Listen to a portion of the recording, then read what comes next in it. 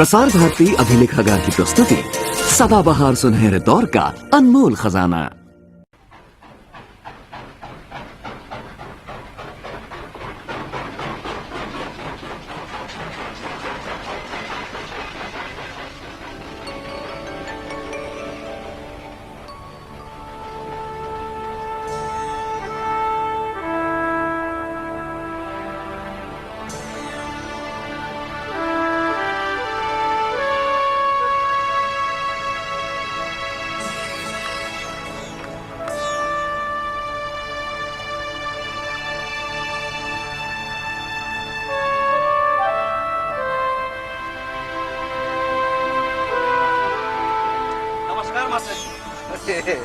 जीते रहो बेटे, जीते रहो।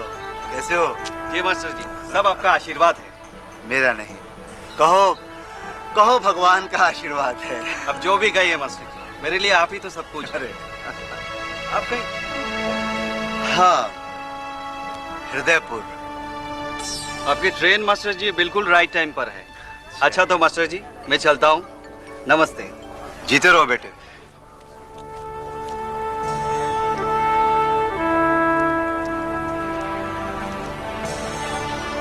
नमस्ते मास्टर जी। अरे नवीन नवीन, कैसे हो बेटे? ठीक हो सर। सर हम सब एक दिन आपके घर जाकर थोड़ा कष्ट देंगे। कष्ट कैसा, जरूर आना। लेकिन बात क्या है? सर मैं बताता हूँ, स्वाधीनता दिवस के उपलक्ष्य में हमारा कॉलेज एक फंक्शन कर रहा है और हम सब की इच्छा है कि इस फंक्शन में आप चीफ गेस्ट हों। मैं? जी सर, आप। क्षमा करो बेटे, मैं किसी फंक्शन में नहीं जाता। सर अभी काफी दिन है सर, अगर आप अपना फैसला चेंज करें तो हमें बता दीजिएगा। मेरा फैसला अटल है, मेरा जाना मुमकिन नहीं। बहुत आशा लेकर हम आपके पास आए थे सर। माफ करो बेटे, मुझे बेहद अफसोस है। ठीक है मास्टर जी, तो हम सब चलते हैं। नमस्ते मास्टर जी। नमस्ते मास्टर। जीते रहो, जीते रहो, जीते रहो।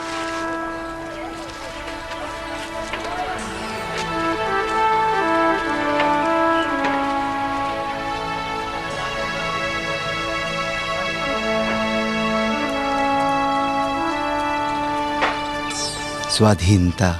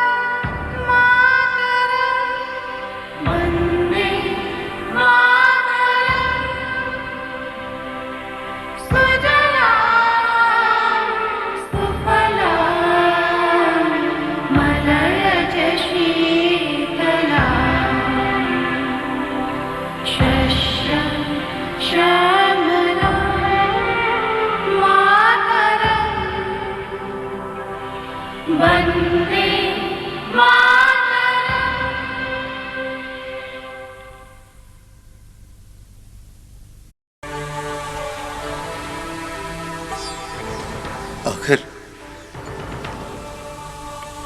सिराज भी चला गया। सिराज भैया ने देश के लिए क्या क्या नहीं किया, पर मिला क्या उनको? बेचारे अंत में पैसों की कमी के कारण बिना इलाज के ही मर गए। बेकार की बातें मत करो लीलावती। उसने अंग्रेजों के खिलाफ जो आवाज उठाई वो निस्वार्थ थी। तब तो सिराज चाचा जी की मौत पर हमें अफसोस नहीं करना चाहिए बाबूजी। उन्होंने तो अंग्रेजों से मुक्त एक स्वाधीन भारत में अपनी आखिरी सांस ली है। देखो रमेश, मैं तुम्हारे साथ व्यक्तिगत आदर्शों पर कोई बहस नहीं करना चाहता। यानी अपनी बैकबोन को हमेशा सीधा रखा, किसी अन्याय के सामने उसे कभी झुकने नहीं दिया। बाबूजी मैं अपने कमरे में जा रहा हूं। जाओ। कौन सा आदमी?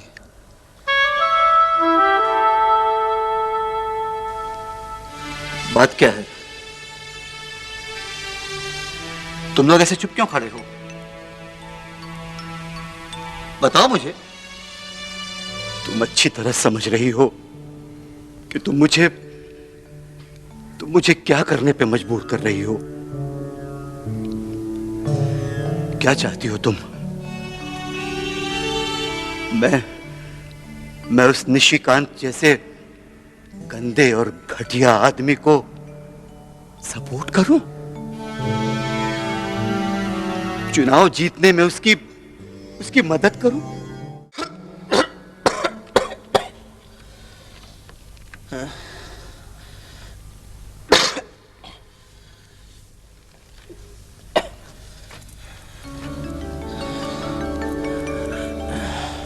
आजकल वो लोग भी कितने लापरवाह हो गए हैं। उनकी लापरवाही की वजह से आज मेरे बच्चे का ये हाल हुआ है।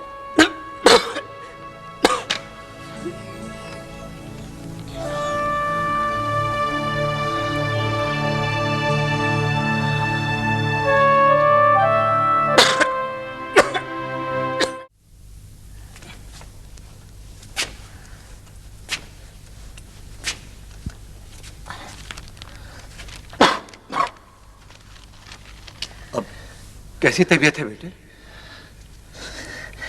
काफी अच्छा हूं बाबूजी। जाके आराम करो बेटे।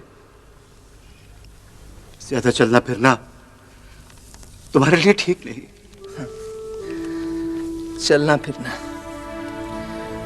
अब तो चलना फिरना मेरे लिए सपना सा हो गया है बाबूजी।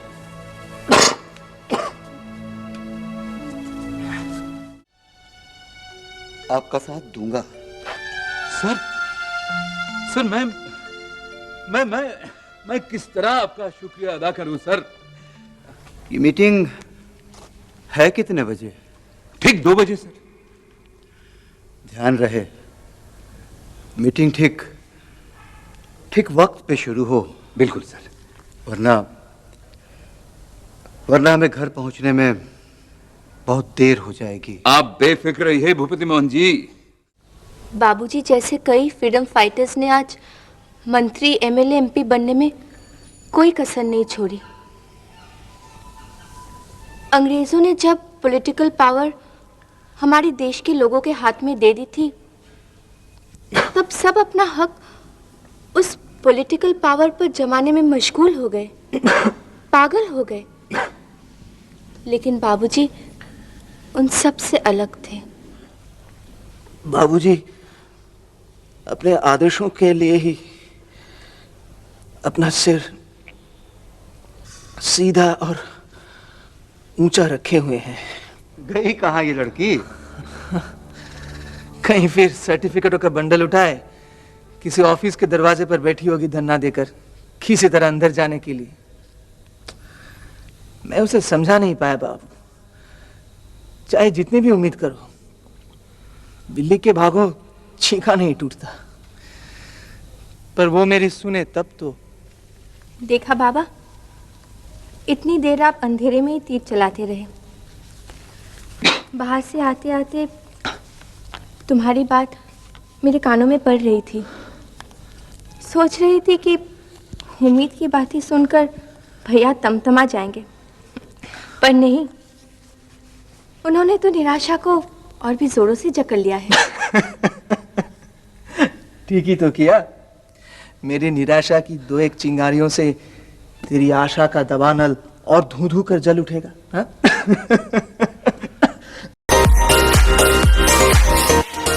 प्रसार भारती अभिलेखागार की प्रस्तुति सदाबहार सुनहरे दौर का अनमोल खजाना।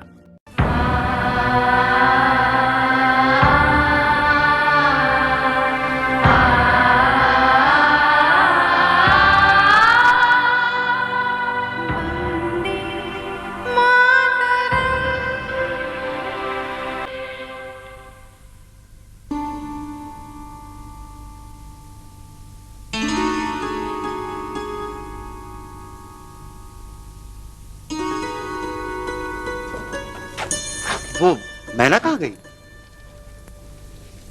उड़ा दिया है हमेशा के लिए। आज उस मैना को आजाद कर दिया है मैंने। आजाद कर दिया? इतने प्यार से, इतने शौक से पाली हुई मैना को तुमने एक झटके में उड़ा दिया?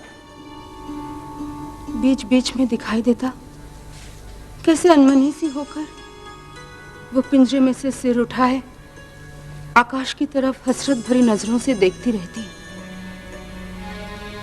तब मुझे कैसा लगता था जानते हो? मुझे लगता था जैसे आकाश की तरफ इशारा करती हुई वो मुक्ति के स्वप्न में डूबी हुई है।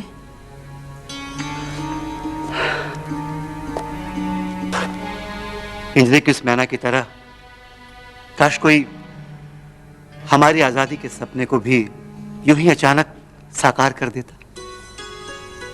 हम सब स्वाधीन हैं, छोटे बड़े का भेद भुलाकर हम सब समान हैं। हम आजाद हैं, हम स्वाधीन हैं।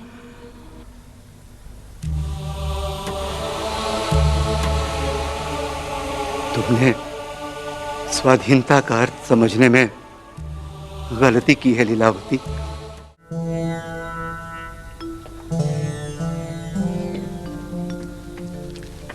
नमस्ते। नमस्ते नमस्ते। बैठो बैठो बैठो तुम। क्या बात है नवीन भाई, मैंने इन लोगों को पहचाना नहीं। जी सर, ये सब मेरे साथ विवेकानंद कॉलेज में पढ़ते हैं सर। अच्छा अच्छा, तो मुझसे कुछ कहने आए हो तुम लोग? जी सर, कहने तो आए हैं, पर कैसे शुरू करें कुछ समझ में नहीं आ रहा सर। ऐसी कौन सी बात है भाई जो मुझसे कहने में इतना संकोच हो रहा है तुम्हें? जी दरअसल सर, अब हम एक सवाल के जवाब की तलाश में आपके पास आए हैं सर। हमारी काफी कोशिशों के बावजूद हम उस सवाल का हल नहीं निकाल पा रहे हैं सर। ऐसा कौन सा सवाल है भाई जिसके हल की खोज में हताश होकर तुम लोग मेरे पास आए हो? साफ साफ बताओ, बात क्या है? सर, ये दुनिया काफी बदल गई है और हमने अपनी आंखों से इसे बदलते हुए देखा है। और सर, इसके जिम्मेदार भी आप ही हैं। मैं? जी सर, आप। हमने बचपन से आपकी श्रद्धा की, आपकी पूजा की। तो पता है क्यों? क्योंकि हमने कभी भी आपको अन्याय के सामने झुकते हुए नहीं देखा। लेकिन आज क्या? लेकिन आज सर, आप तिहारगंज के निवासियों के लिए बेगाने हो गए हैं। उन्हें यकीन ही नहीं हो रहा है कि आप जैसे महापुरुष उस निशिकांत जैसे घटिया आदमी का साथ दे रहे हैं, उसकी मीटिंग में हिस्सा ले रहे हैं। उसकी पार्टी की तरफ से आप कैंपेन कर रहे हैं। सर सर ये आपको क्या हो गया है? क्या क्या हो गया है सर आपको?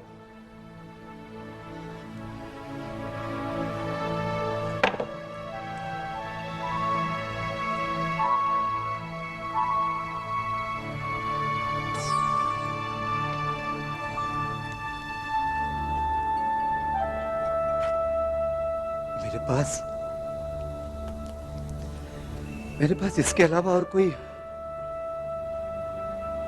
रास्ता भी तो नहीं बचा है। इस दुनिया में जिंदा रहने के लिए, बचे रहने के लिए एक दूसरे का साथ देना बहुत जरूरी है। मुझे यकीन नहीं हो रहा सर कि ये सब आप कह रहे हैं। आखिर ऐसी कौन सी मजबूरी है सर जिसके लिए आप अपने आदर्शों को भूल रहे हैं?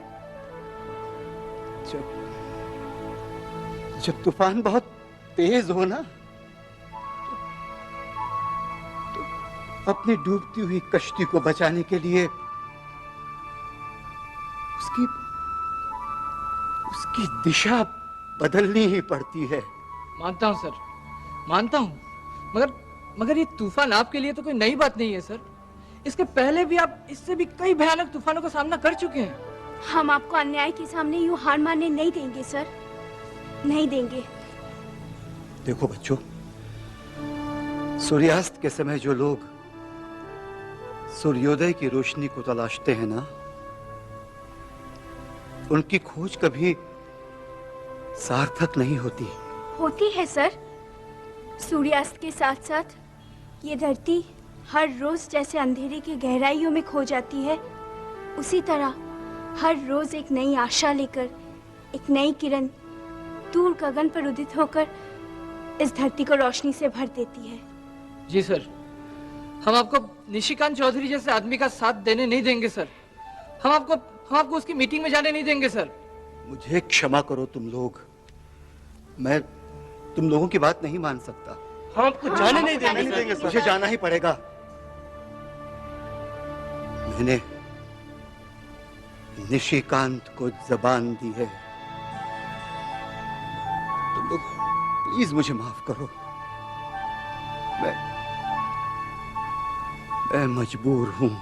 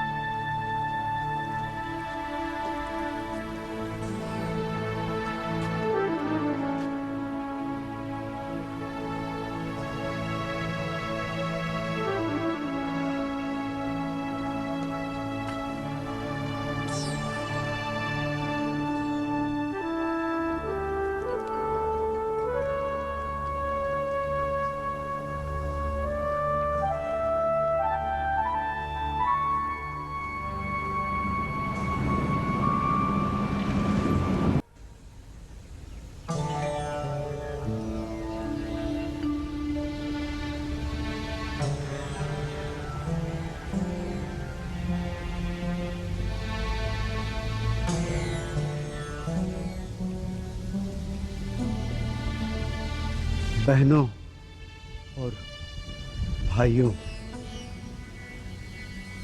नमस्ते। आज मैं यहाँ आप लोगों के सामने क्यों आया हूँ, ये बात तो आप लोग समझ ही गए होंगे। तिहाड़गंज के श्री निशिकांत चौधरी पिछले कई साल से विधानसभा चुनाव में खड़े हो रहे हैं। उनकी बड़ी तमन्ना है कि मैं उनकी ओर से चुनाव प्रचार करूं। इस तरह की और भी कई सभाओं में जाकर लोगों के सामने हाथ जोड़कर उनसे विनती करूं कि आप अपना बहुमूल्य वोट निशिकांत चौधरी को ही दें। पिछले दोनों बार उनका ये अनुरोध मैंने ठुकरा दिया था, क्योंकि मुझे आज की इस राजनीति और उसमें हिस्सा लेने वाले राजनीतिज्ञों पर जरा सा भी भरोसा नहीं, विश्वास नहीं। क्या मेरी राय अचानक बदल गई है? क्या मुझे तिहारगंज के निशिकांत चौधरी में अचानक ऐसी कोई अलौकिक बात नजर आ गई है जो पहले कभी दिखाई नहीं दी? मैं अपने बारे में कोई सफाई नहीं देना चाहता। 7 बजे का समय देते हैं तो हाजिर होते हैं 12 बजे।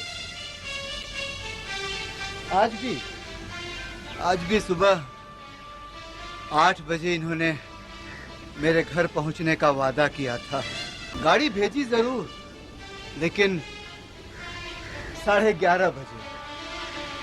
ये सभा शुरू होने वाली थी 2 बजे, लेकिन शुरू हुई 3:30 बजे। ये भी क्या करें, बड़े आदमी ठहरे। अगर ऐसे लोग विधानसभा में पहुंच जाएं, इस देश का क्या होगा? यार मैंने तो देरी के लिए आपसे माफी मांग ही ली सर। मुझसे मिलने आए कितने आदर्शवादी हैं, अपने देश से कितना प्यार है इन्हें, भारतवर्ष की कितनी चिंता है इनको, और स्वार्थ से कोसों दूर। आज इस सभा में आपके बीच मुझे वो लोग भी नजर आ रहे हैं। इन लोगों ने मुझे इस सभा में आने से बहुत मना किया, और आपके सामने बैठे महान नेता निशिकांत बाबू के बारे में कई अनोखी बातें बताई। आज मैं महसूस कर रहा हूं कि मैंने जिंदगी में इससे बड़ा पाप कभी नहीं किया। आज आप लोगों से ये सारी बातें कहकर मेरी छाती का बहुत बड़ा बोझ हल्का हो गया। नमस्ते।